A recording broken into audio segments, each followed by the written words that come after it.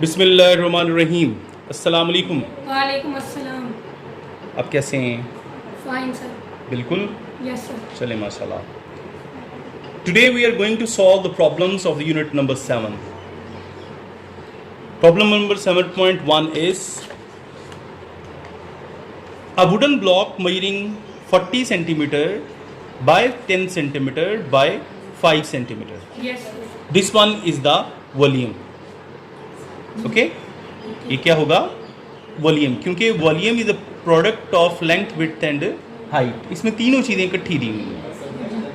And has a mass 850 grams. ये इसका क्या हो गया? Mass. And we have to calculate the density of the wood. Yes. Okay, so volume is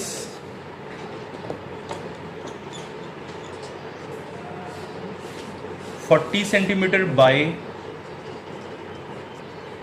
10 centimetre by 5 centimetre, यानी basically length का unit है। Yes. और हमें पता है लेंथ का एसआई यूनिट मीटर है।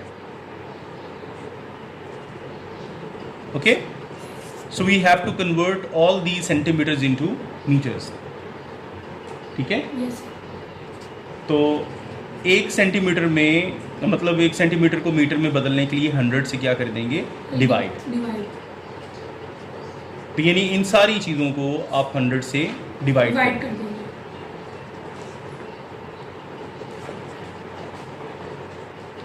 आसान, कैलकुलेटर प्रोवाइड करो।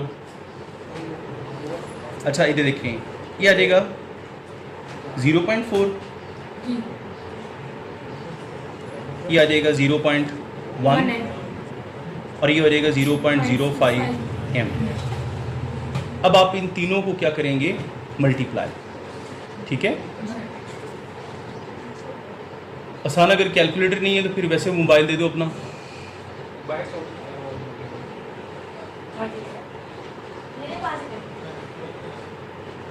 कम ऑन बेटा, थोड़ा जल्दी चले। आ गया? ओके, ठीक हो गया।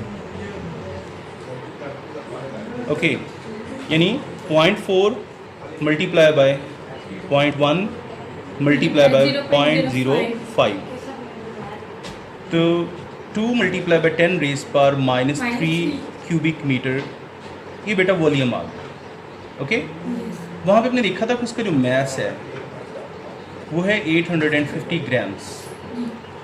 अब जो आपके पास मास है, यूनिट उसका तो ग्राम है, लेकिन हम एसआई यूनिट में, एसआई सिस्टम में उसका जो यूनिट डिस्कस करते हैं वो है किलोग्राम्स। ओके, ये मास का है और ये किसका है? लेंथ का, डिस्टेंस का। ओके जी, इसलिए इस मास को किलोग्राम में बदलने के लिए 1000 से डिवाइड कर करें। देंगे। 0.85 kgs का मास आ गया। Okay, yes. क्या मालूम करना था? इसकी डेंसिटी। इसे रो कहते हैं। ठीक है, यस। ROH क्या शो करता है? ये डेंसिटी, यानी P नहीं है, थोड़ा से मुड़ा हुआ सा P है ये। ओके ये अच्छा। ऐसे ही राइट करेंगे पी को। जी, P नहीं, रो बोलना है इसे। ठीक है। सोल्यूशन की तरफ आते हैं। Density equals to mass over volume.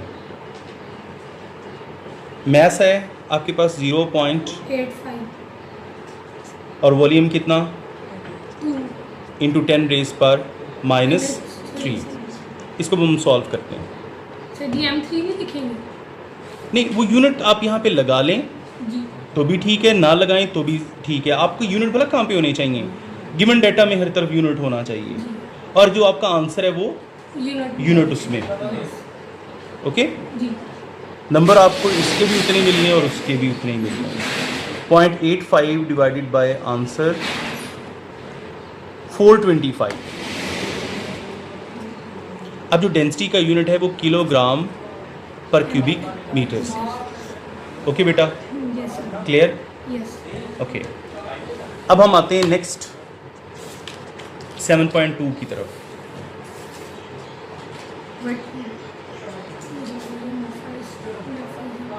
What would be the volume of ice इधर देख लें इसकी भी स्टेटमेंट इधर से। What would be the volume of ice, आपको वॉल्यूम ऑफ आइस निकालना है।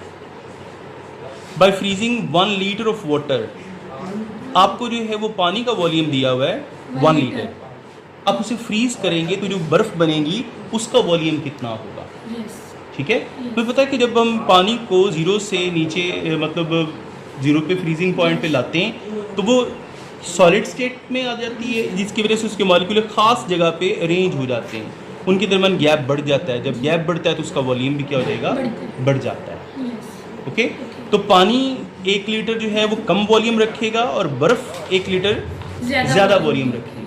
वो कितना ज़्यादा होगा वो हमें निकालना है। गिवन डाटा में सिर्फ हमारे पास वॉल्यूम ऑफ वाटर है, वॉल्यूम ऑफ वाटर।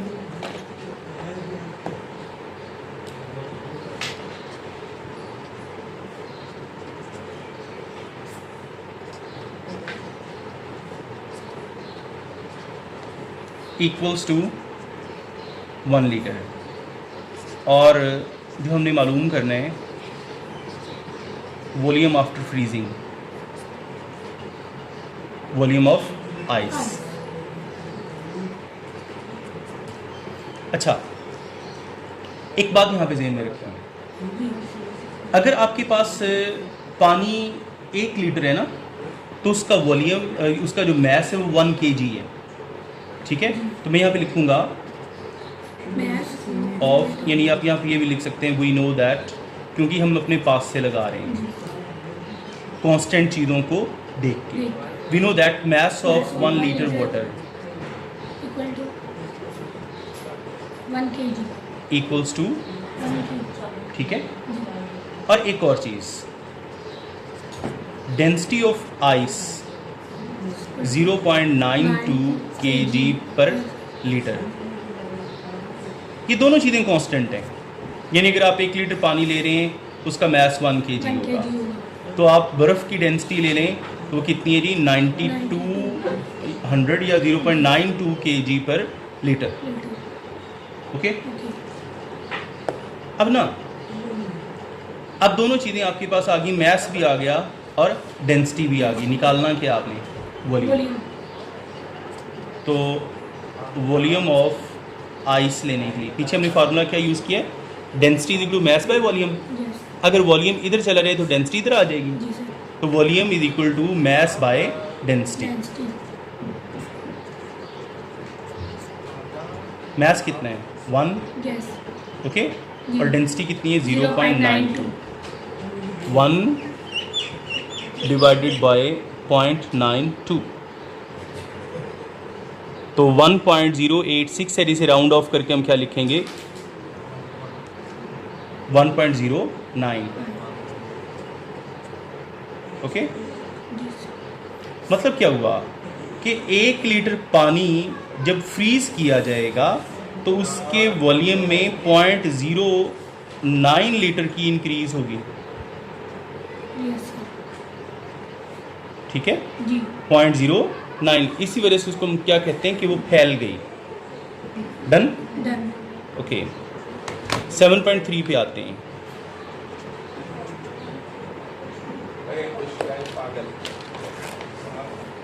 अच्छा देखिए इधर, calculate the volume of the following objects, यानी इनका आपने क्या निकालना है, volume. An iron sphere of mass 5 kg, ये तो मैस आ गया। ठीक है, यानी गिवन डेटा में हम लिखते हैं मैस कितना, 5 kilogram. The density of iron is, iron की density 8200 kilogram per cubic metre है। और जो चीज़ हमने फाइंड करनी है वो क्या बोल रहा है, कैलकुलेट द वॉल्यूम। ओके बेटा, ये इस 7.3 न्यूमेरिकल के 3 पार्ट्स हैं, तो उसमें से ये पहला है। जैसे हम सॉलिड को लिक्विड में और लिक्विड को स्टीम में कर सकते हैं, तो स्टीम को लिक्विड में चेंज कर सकते हैं। जी, स्टीम को अगर हम ठंडा कर दें कंडेंस हो जाएगी जी, लेकिन स्टीम तो उड़ जाती है। ओके, बात सुनिए ज़रा, इसके लिए मैं आपको छोटी सी एक्टिविटी देता हूँ। फ़र्ज़ करें आपके पास एक ऐसा बर्तन है, प्रेशर कुकर समझ लें, उसके ऊपर वो स्टीम निकलने वाला एक होता है ना, वो जी सर। ओपनर सा, उसके साथ एक पाइप लगा दें। ठीक है, जी यानी ये आपके पास प्रेशर कुकर है, इसमें आपने पानी डाला है, इसे आपने रखा है आग के ऊपर। ये पाइप लेके इस पाइप को एक ऐसे बर्तन में से गुजारना है जिसमें ठंडा पानी हो, जिसमें क्या हो, यानी कोल्ड वाटर। जी अच्छा, यहाँ से निकलेगी स्टीम जो कि वेपर्स हैं। ये देखें, यहाँ से स्टीम प्रोड्यूस हुई और यहाँ से ये गई। ओके, लेकिन जैसे ये इस पानी वाले बाउल में से ये पाइप गुजर के आगे इस पॉट में जमा हो रहा है, तो ये स्टीम ठंडी हो जाएगी। स्टीम का ठंडा होके वाटर ड्रॉपलेट्स में कन्वर्ट होना कंडेंसेशन कहलाएगा। ठीक है, Yes. तो steam can be made into water again by the process named as condensation. Okay बेटा, जी चलें, गुड, आप सोच रही हैं, ये अच्छी बात है। लेकिन सवाल जिस तरह की भी आ रहे पुट कर दिया करें, चाहे वो किसी भी तरह का हो, इंशाल्लाह आपको आंसर मिलेगा। अच्छा, आपने वॉल्यूम निकालना है। ठीक है, अब वॉल्यूम निकालने के लिए फार्मूला तो हम ये वाला इस्तेमाल कर लेंगे, मैस बाय डेंसिटी। मैस कितना, 5 डेंसिटी कितनी, 8 8200। तो 5 को 8200 पे हमने डिवाइड करना है।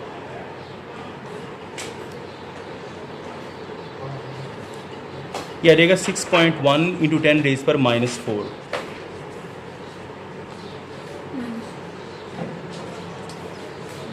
ओके बेटा, done. Done. Okay, part number 2 पे आते हैं।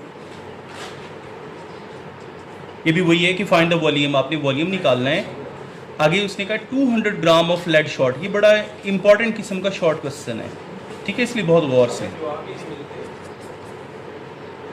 200 gram of lead shot, mass कितना, इसे आप किलोग्राम में बदल लें।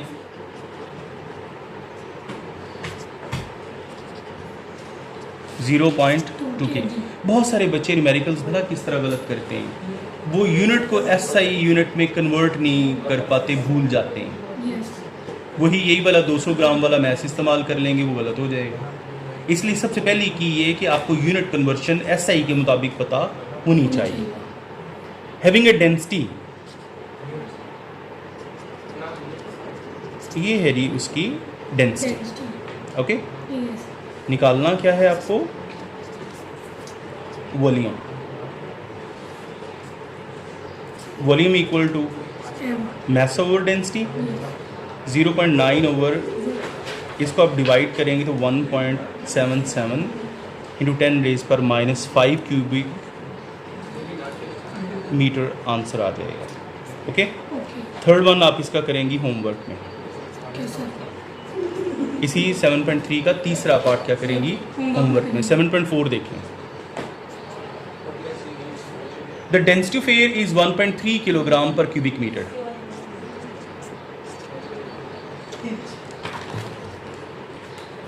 ये देखिए, the density of air is 1.3 kilogram per cubic metre. Find the mass of air in a room measuring. देखो ना, मेजरमेंट में चेक करें कि 3 आ गई, 8 metre by 5 metre by 4 metre, ये सारा वॉल्यूम है।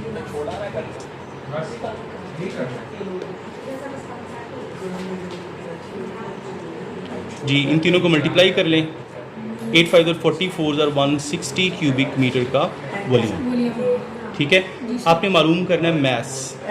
टू फाइंड मैस इज अच्छा, फार्मूला ये लगना है, volume equal to mass by density. Mass लेने के लिए डेंसिटी उधर जाके क्या हो जाएगा, मल्टीप्लाई।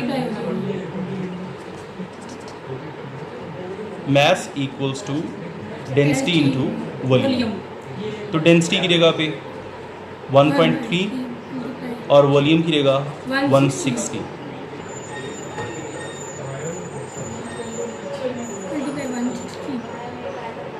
208 किलोग्राम्स। ओके बेटा, डन। यस नहीं, आज का टास्क हमारे इन 4 न्यूमेरिकल्स का, ओके। इनकी प्रैक्टिस आपने करनी है। यस अल्लाह हाफिज़ बेटा।